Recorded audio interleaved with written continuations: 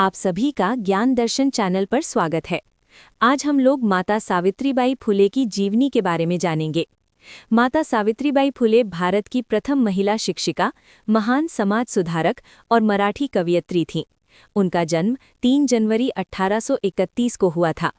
उन्होंने अपने पति महात्मा ज्योतिराव फुले के साथ मिलकर स्त्रियों के अधिकारों, शिक्षा और छुआछूत के खिलाफ जो लड़ाई लड़ी, वो इतिहास में स्वर्ण अक्षरों में दर्ज है। आइए उनका विस्तृत जीवन परिचय जानते हैं। उनका जन्म 3 जनवरी 1831 को हुआ था। उनका जन्म नायगांव, जिला सतारा, महाराष्ट्र में हुआ था। उनके पिता का नाम खंडोजी नेवसे और माता का नाम लक्ष्मीबाई था। वो अपने माता पिता की सबसे बड़ी संतान थीं। विवाह, उस समय बाल विवाह की प्रथा थी, इसलिए मात्र 9 वर्ष की आयु में उनका विवाह 13 वर्षीय ज्योतिराव फुले से कर दिया गया।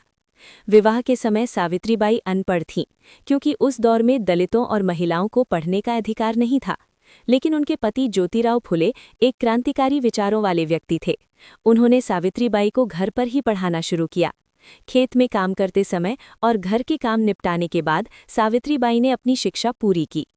उन्होंने पहला स्कूल 1 जनवरी 1848 को सावित्रीबाई और ज्योतिराव फुले ने पुणे के भिड़ेवाड़ा में लड़कियों के लिए भारत का पहला स्कूल खोला। जब सावित्रीबाई पढ़ाने के लिए घर से निकलती थीं, तो रूढ़िवादी लोग उन पर गोबर, कीचड़ और पत्थर फेंकते थे। लोग उन्हें गालियां देते थे, क्योंकि उनका मानना था कि महिलाओं का पढ़ना पाप है। सावित्रीबाई अपने साथ एक दूसरी साड़ी लेकर जाती थीं। स्कूल पहुंचकर वो गंदी साड़ी बदल लेती थीं और पढ़ाना शुरू करती थीं। उन्होंने कभी हार नहीं मानी। सावित्रीबाई का योगदान केवल शिक्षा तक सीमित नहीं था। उन्होंने समाज की कई कुरीतियों के खिलाफ आवाज उठाई। उस समय विधवा विवाह वर्जित था। कई विधवाएं शोषण का शिकार होकर गर्भवती हो जाती थीं और बदनामी के डर से आत्महत्या कर लेती थीं या अपने बच्चों को मार देती थीं। सावित्रीबाई ने अपने घर में ऐसे बच्चों और माताओं के लिए एक आश्रम खोला। उन्होंने अपने पति द्वारा स्थापित सत्यशोधक समाज यानी सत्य की खोज करने वाला समाज में सक्रिय भूमिका निभाई।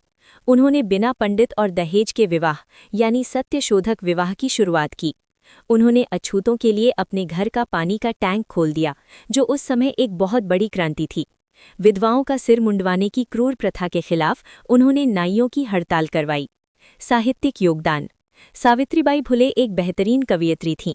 अपनी कविताओं के माध्यम से उन्होंने लोगों को शिक्षा और समानता के प्रति जागरूक किया।